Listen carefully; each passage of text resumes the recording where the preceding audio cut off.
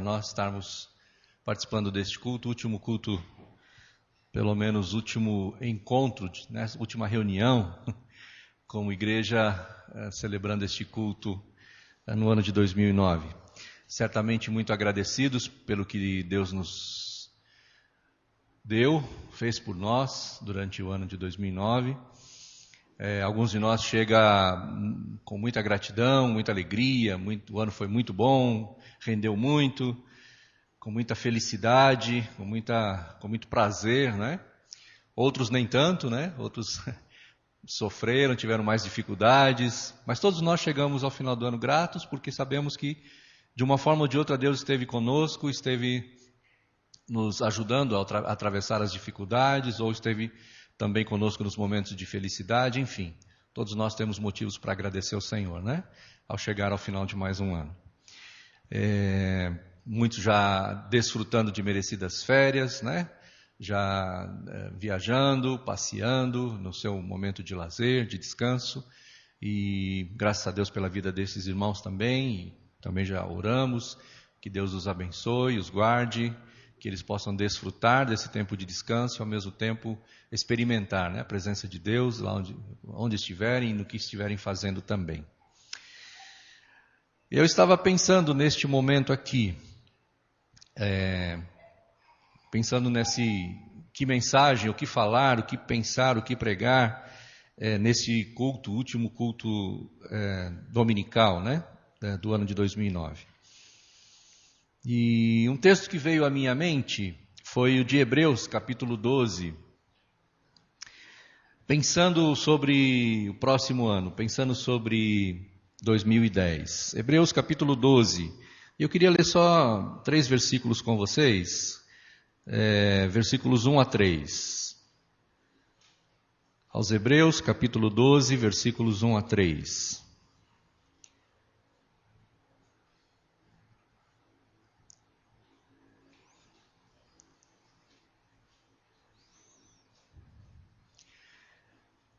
A minha versão diz assim: portanto, também nós, uma vez que estamos rodeados por tão grande nuvem de testemunhas, livremo-nos de tudo que nos atrapalha e do pecado que nos envolve, e corramos com perseverança a corrida que nos é proposta, tendo os olhos fitos em Jesus, autor e consumador da nossa fé. Ele, pela alegria que lhe fora proposta, suportou a cruz, desprezando a vergonha, e assentou-se à direita do trono de Deus. Pensem bem naquele que suportou tal oposição dos pecadores contra si mesmo, para que vocês não se cansem e nem desanimem. Pensei, lendo esse texto, meditando, refletindo sobre esse texto, pensei numa proposta de pensamento, de reflexão, que seria como chegar bem até o final. Como chegar bem ao final? E nessa manhã eu quero fazer uso desse texto para fortalecer o nosso ânimo quanto aos desafios. Os desafios daqui para frente, os desafios que vêm aí pela frente, mas pensando especificamente no ano de 2010. Eu não sei a realidade de cada um, mas eu penso que alguns de nós chegam ao final de um ano meio desgastado, né? Às vezes até desanimado. Alguns chegam até mesmo tristes por conta das experiências que teve. E algumas experiências às vezes até traumáticas. Situações que passaram durante o ano que levaram até muitas vezes a traumas mesmo. Então chegam ao final de um ano assim meio que se arrastando. E quando chegamos ao final de um ano dessa forma, a gente tem 2 opções, né? Ou vai chegar no final do ano projetando tudo isso para o ano seguinte, sem muita expectativa, ou com expectativas negativas, ou então colocando expectativas muito altas para o próximo ano, achando que o próximo ano vai ser uma maravilha e que, bom, já que esse foi tão ruim, o outro tem que ser bom, porque pior do que foi não pode ser, e alguma coisa do tipo. O texto que nós lemos começa nos levando a refletir sobre algo que o escritor acabou de falar, né? Começa com a palavra portanto. Então existe uma ligação entre o que ele vai falar e o que ele acabou de dizer. Ele acabou de dizer alguma coisa, então ele vem com a palavra portanto, Então a gente tem que voltar e pensar um pouquinho no que ele acabou de falar. O capítulo anterior, o capítulo 11 de Hebreus, que é conhecido como o capítulo da galeria dos heróis da fé.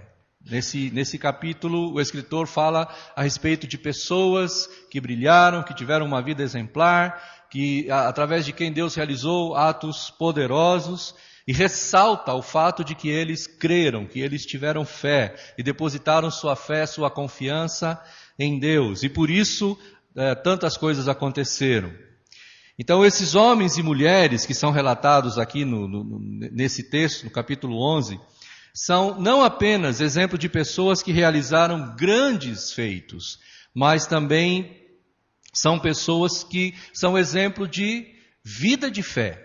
Não apenas na realização de fatos, mas que tiveram uma vida exemplar quanto à fé e a maneira como colocaram a sua fé em Deus, como dependeram de Deus.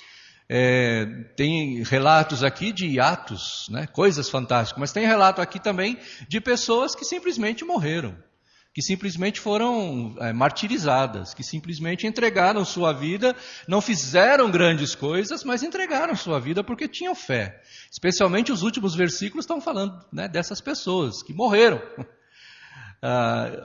mas são exemplos de fé para nós, morreram por conta da fé ou em colocar sua fé em Deus.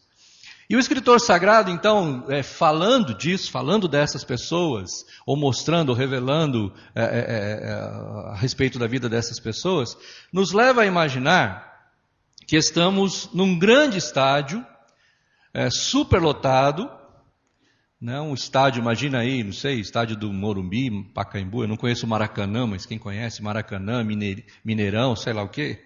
Um grande estádio, repleto, 80, 90, 100 mil pessoas. Mas essas 90, 100, 80 mil pessoas são pessoas desse tipo.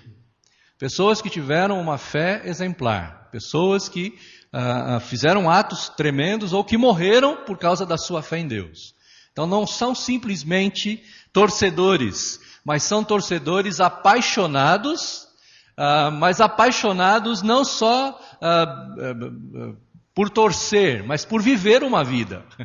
Ele nos leva a imaginar esse estádio superlotado com esse tipo de pessoas,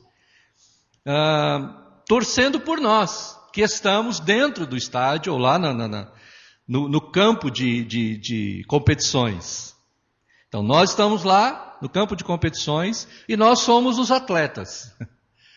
Nós é que vamos competir, nós é que vamos atuar. Eles estão ali para nos ver, torcer por nós, nos incentivar, nos encorajar, torcendo por nós e nós é que estamos lá para competir. Vamos imaginar, usando aqui a ideia do texto, nos imaginar nessa competição, com essas pessoas ao nosso redor, e pensar que essa competição é a nossa vida, é o nosso viver, a nossa maneira de viver diariamente. E vamos pensar nessa competição acontecendo dentro de um ano, o ano de 2010. Então, um monte de gente muito boa, um monte de gente que tem uma vida exemplar, torcendo pela gente, vendo a gente competir. E essa competição é a nossa vida no ano de 2010. E o texto nos dá algumas dicas, ou pelo menos duas que eu consegui absorver aqui, duas dicas, duas ideias, duas orientações que precisamos para chegar no final dessa competição, que é o ano de 2010, cheios de energia, vigor e ânimo. Não arrastando, cansado, não vendo a hora que o ano acabe, mas chegar no final de 2010 ainda cheio de energia, muito vigor, muito ânimo, gratos pelo ano encerrado, mas já pronto e esperando a próxima competição. Duas dicas que o texto nos dá, ou duas orientações, para que a gente possa chegar no final do ano cheio de energia, vigor e ânimo. Primeira, livrar-se de tudo que nos atrapalha e do pecado. Está muito claro no texto, né? Livremo-nos de tudo que nos atrapalha e do pecado que nos envolve. A ideia é de que para correr ou para competir bem, precisamos estar em forma. Não em forma de bola, né? nem de melancia. Mas em forma física, em plena forma física. Quando o atleta se prepara para competir, precisa fazer muitos exercícios. Precisa de muita disciplina. E muitas vezes ele tem que ficar longe de algumas coisas que são prazerosas, né? O pessoal aí, especialmente do futebol, nessa época está aí, época de férias, né? Parou lá no começo do mês de dezembro e só volta no começo de mês de janeiro. E muitos deles estão participando de muitas festas. E geralmente festa de jogador de futebol sempre tem churrasco.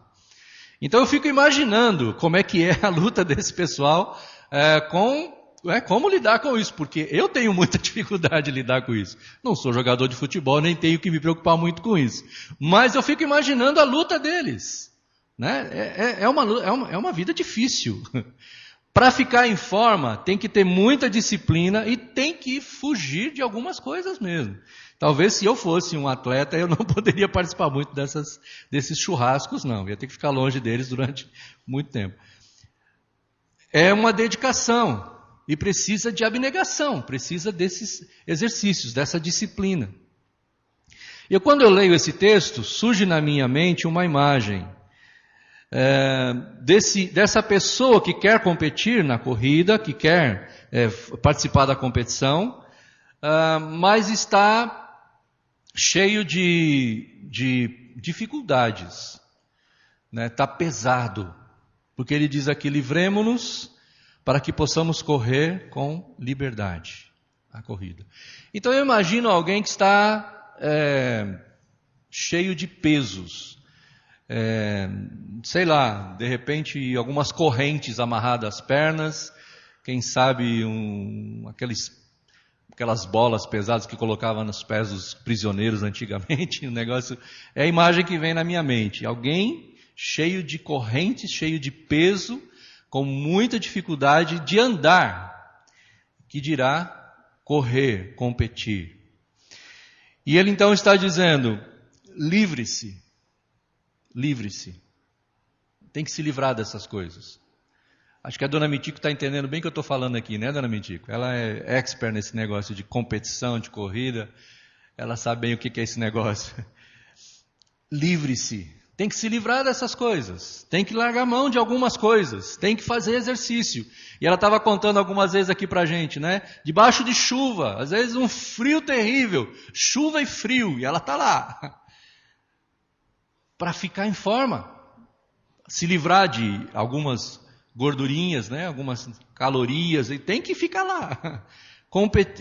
Correndo, exercitando. E para viver a vida cristã de forma eficaz, para chegar ao final do ano em forma, também precisamos de exercícios, também precisamos de disciplina, também precisamos nos afastar de muita coisa que às vezes é prazeroso, mas que não nos deixa em forma, mas que tira a nossa forma, que nos atrapalha. E o que me chama a atenção aqui no texto é que não é só o pecado que atrapalha. Achei interessante o autor fazer essa distinção. Livremos-nos de tudo que nos atrapalha e do pecado. Então não é só o pecado que atrapalha. De alguma forma, se atrapalha a vida cristã, acaba se tornando em pecado. Mas tem coisas que são legítimas para a vida, mas que podem se tornar pesos ou coisas que nos atrapalham, que nos prejudicam viver a vida cristã.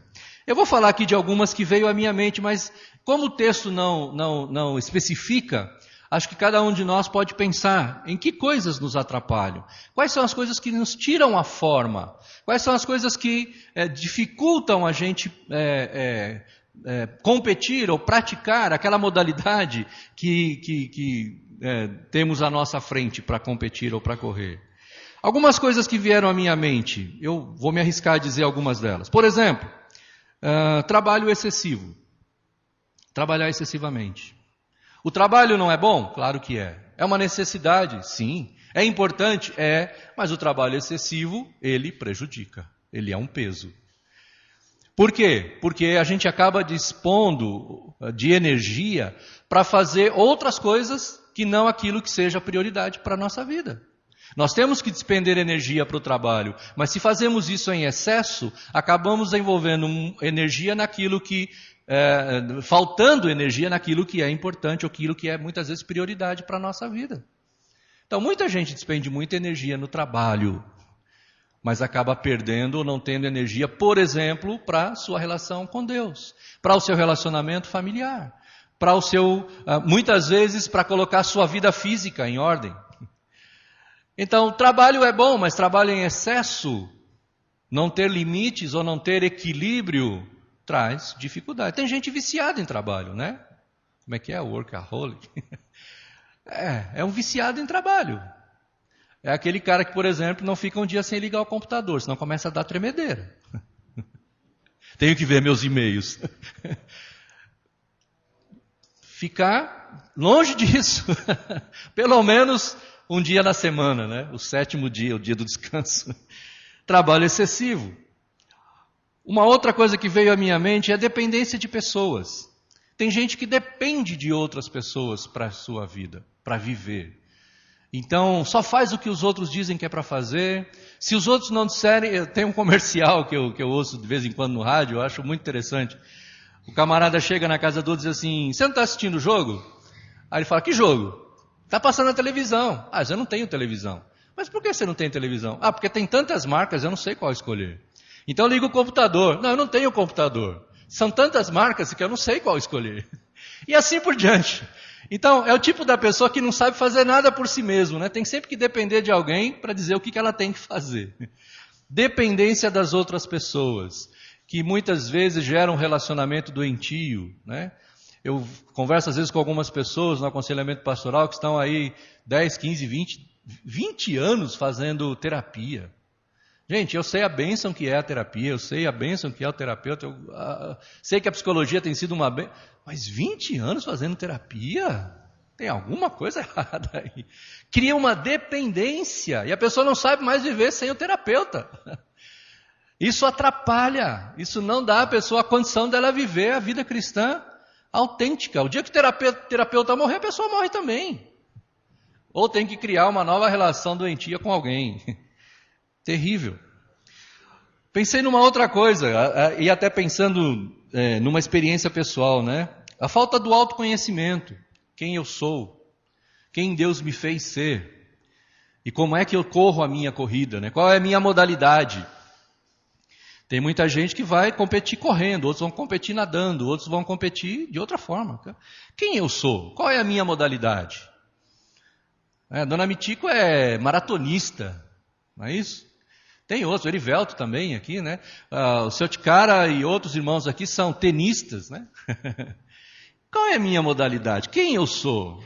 O quanto eu me conheço? Para saber exatamente como e quando, quais são as atividades, os exercícios que eu tenho que fazer, quem eu sou. Autoconhecimento, autocompreensão, amor próprio, autoimagem e coisas do tipo. Uma outra coisa que eu entendo que dificulta, que atrapalha a nossa corrida é a falta de cultura.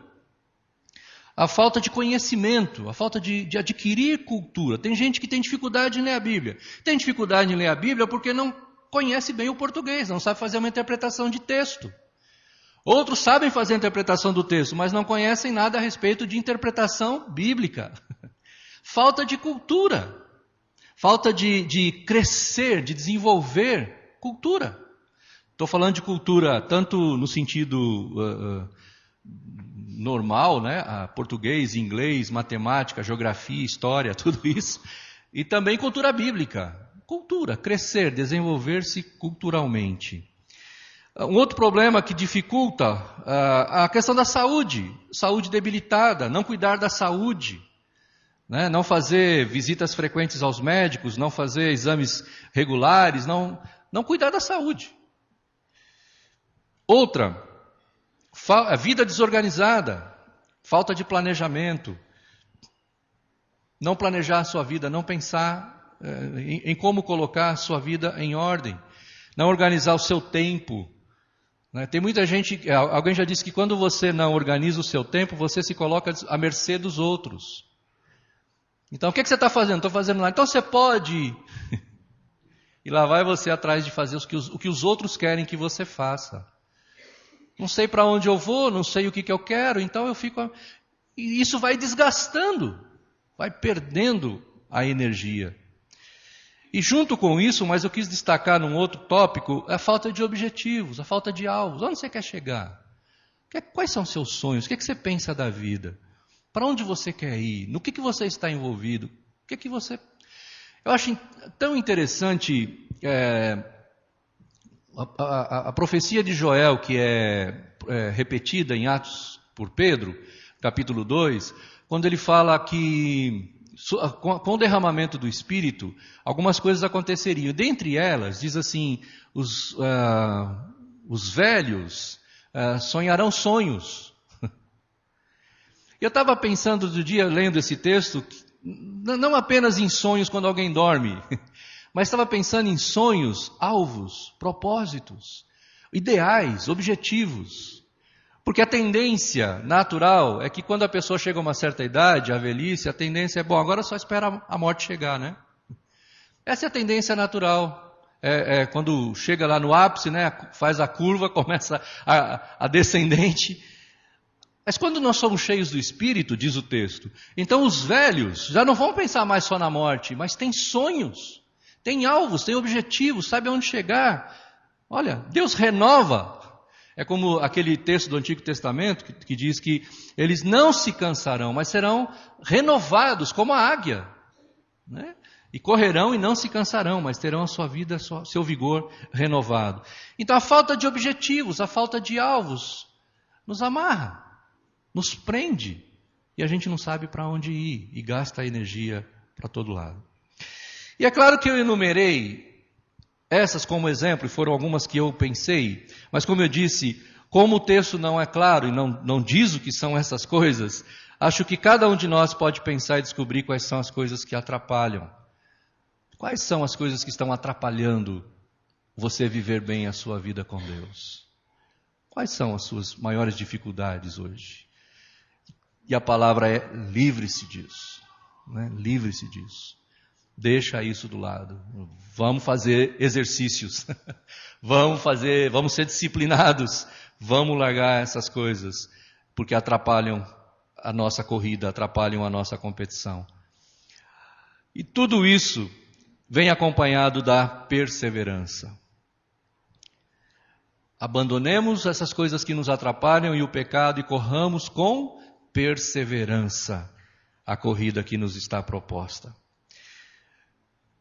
Para viver a vida cristã e chegar bem no final do próximo ano e dos próximos anos que Deus nos der, precisamos abandonar os pesos que estão nos atrapalhando e com perseverança continuar. Vida cristã não é a competição de 50 ou 100 metros. Vida cristã é maratona. 42 quilômetros, é isso? Maratona? Então não é 50 metros ou 100 metros, são 42 quilômetros. Precisa de perseverança, continuar, e continuar, e continuar, e continuar. Livremo-nos de tudo que nos atrapalha e corramos com perseverança. E continuar cada dia, cada ano correndo. Livrar-se de tudo que atrapalha. A segunda dica, a segunda orientação do texto, versículos 2 e 3, resumindo, diz: mantenha-se concentrado. Mantenha-se concentrado. Além de estar bem preparado através dos exercícios e da disciplina, um atleta precisa estar bem concentrado para disputar a prova. Ele precisa conhecer bem os detalhes da prova e não pensar em outra coisa que não seja a linha de chegada. Concentração. Total, plena, absoluta. Lembro-me quando praticava natação, falei um pouco disso aqui na semana passada, o treinador dizia pra gente o seguinte, quando a gente estava lá esperando, era a garotada, tinha 11 anos de idade, e ele dizia assim, olha, quando seu nome for chamado no alto-falante, para a prova que você vai disputar, não pense e não preste atenção em outra coisa que não seja a piscina. Na sua mente só tem que ter piscina, água, piscina. Não pense em outra coisa. Tem um monte de gente olhando, tem uma gritaria, tem os árbitros, tem um monte de coisa. Mas nessa hora, esquece tudo. Só pensa na piscina. Só pensa na água. E quando você cair na água, que der o tiro e você cair na água, não pense em outra coisa e não veja outra coisa que não seja a borda, onde você tem que tocar a sua mão para chegar. Seus olhos não é para as raias, não é para o nadador que está do seu lado, é para a borda. Olha para ela direto, olho fixo, o tempo todo. Mesmo quando você tiver que fechar o olho por algum motivo, lembra, pensa. É concentração total, plena e absoluta. Concentração total. Ter os olhos fitos, diz o texto. Fixos. Colados em Jesus, diz o texto. Não tirar os olhos. Na verdade, não é simplesmente o olho, mas é a atenção. É colocar, na verdade, cada membro do corpo, cada célula, em harmonia com um único objetivo: alcançar aquele alvo.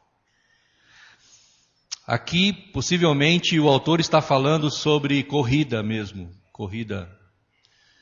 E possivelmente ele esteja falando sobre a linha de chegada, né?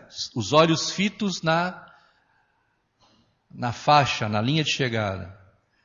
No nosso caso, fazendo a aplicação, é os olhos fitos em Jesus. Colocar cada membro, cada célula nesse alvo, de chegar a Jesus. Então, para a nossa competição, para a nossa corrida ser bem sucedida, nós precisamos olhar, ter os nossos olhos fitos em Jesus, olhar fixamente o alvo. Aliás, precisamos conhecer o alvo, né? No meu caso ali, eu sabia que o negócio era piscina, eu sabia que tinha que bater a mão lá na borda da piscina, era isso. E eu tinha conhecimento, eu tinha aprendido a respeito daquilo. Aqui aplica-se a mesma coisa. Conhecer Jesus. Quem é Jesus? E ter isso como alvo, como objetivo maior e principal da vida. O alvo é Jesus. Tem uma grande plateia torcendo por nós, né? Portanto, uma vez que estejamos rodeados por uma grande plateia, grande número de pessoas torcendo por nós. Essas pessoas que torcem por nós são exemplo de pessoas que chegaram bem. Elas chegaram bem, elas chegaram lá no objetivo, elas alcançaram o alvo.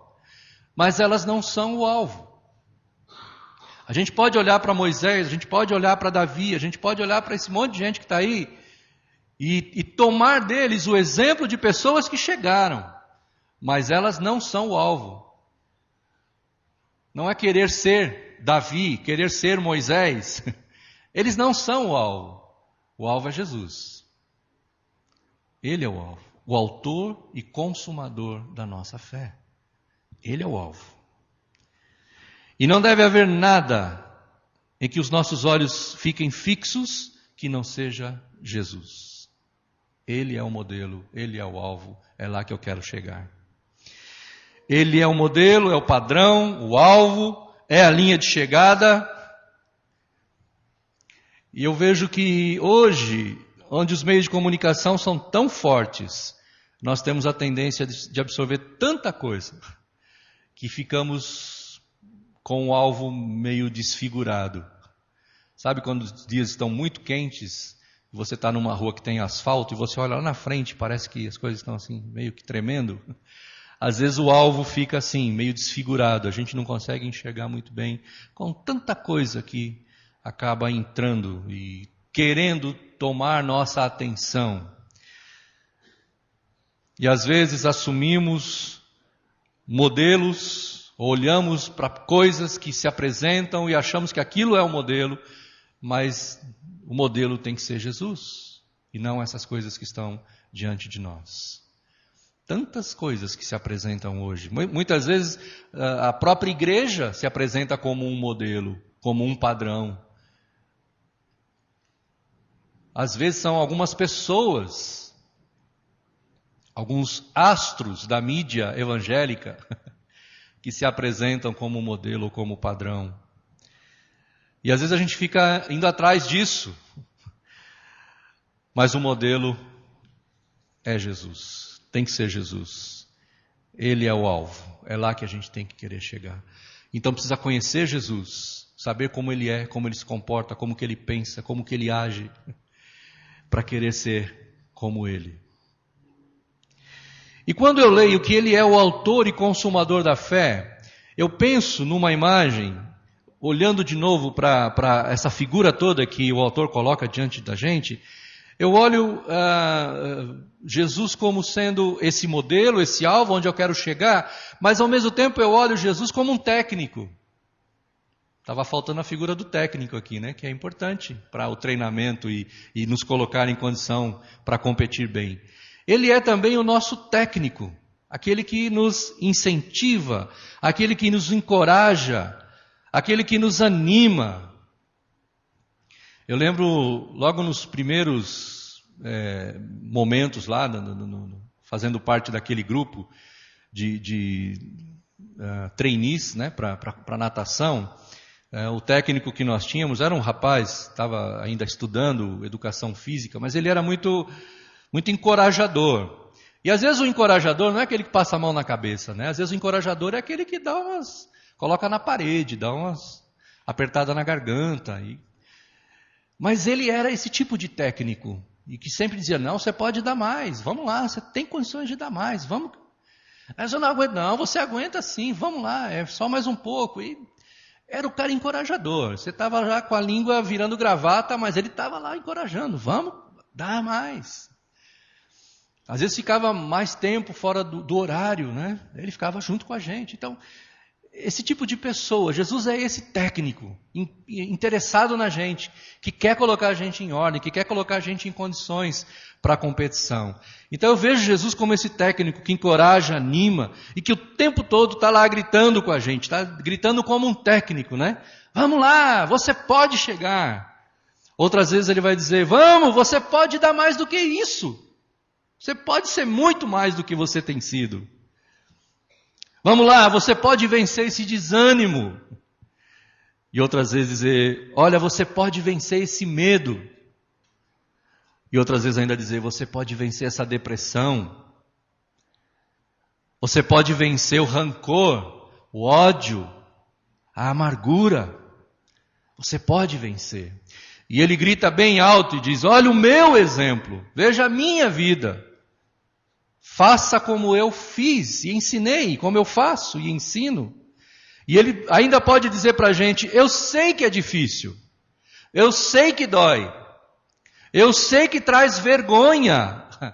E alguém que sabe o que é vergonha é Jesus, né? O texto diz isso. Ele não olhou para a sua vergonha ou para a sua desonra. Aí ele diz, mas olhe para mim, porque eu venci e você também pode vencer. O texto diz, e ele se assentou à direita de Deus, um vencedor. E ele diz para mim e para você, eu venci, e você pode vencer também. Quero concluir, meus queridos, dizendo que se atentarmos para o fato de que precisamos de disciplina, precisamos de exercício e dedicação, então nós podemos nos livrar de tudo que nos atrapalha. Podemos nos livrar do pecado que está nos seduzindo. E podemos nos manter concentrados em Jesus, olhando com os olhos fixos em Jesus. Então teremos a condição de chegar ao final de 2010, como diz o final do versículo 3 que nós acabamos de ler. Para que vocês não se cansem e nem se desanimem, mas cheguem com vigor, com as forças em ordem, prontos para os novos desafios que estão diante de nós no próximo ano que virá. Então, que Deus nos ajude a correr com alegria, com liberdade, com perseverança, a corrida que nos está proposta. Em nome de Jesus. Amém. Vamos orar? Pai Santo, muito obrigado por mais uma vez podermos parar para refletir na Tua Palavra. E obrigado porque Tua Palavra nos encoraja, nos anima, nos mostra os caminhos a seguir. Muito obrigado pelo Teu Espírito, que coloca a Tua Palavra não apenas na nossa mente, mas também no coração, e faz com que ela tenha efeito para mudar a nossa vida. Peço que seja assim na minha vida e na vida de cada um dos meus irmãos aqui. Que a gente possa, durante esse próximo ano, correr mesmo essa corrida, viver essa vida cristã, com toda essa liberdade, com toda essa desenvoltura, e que possamos chegar ao final de 2010, com toda essa força, com toda essa energia, que foi gasta, mas que também foi readquirida, né, durante o ano, e possamos ter a mesma disposição para o ano de 2011 e assim por diante. Até o dia em que nós nos achegarmos ao Senhor e nos assentarmos com o Senhor e vivermos então a plenitude daquilo que o Senhor mesmo tem proposto para nós. Receber a coroa daqueles que chegam, daqueles que alcançam a vida eterna através de Jesus Cristo. Muito obrigado porque nós não estamos sozinhos nisso. Podemos contar com Jesus, gritando nos nossos ouvidos, muitas vezes através do Espírito Santo falando ao nosso coração, e várias outras vezes através de pessoas que o Senhor mesmo usa, que estão ao nosso redor e que são instrumentos do Senhor para nos ajudar a correr com perseverança essa corrida. Por tudo nós te agradecemos, em nome de Jesus. Amém. Bom, Mário.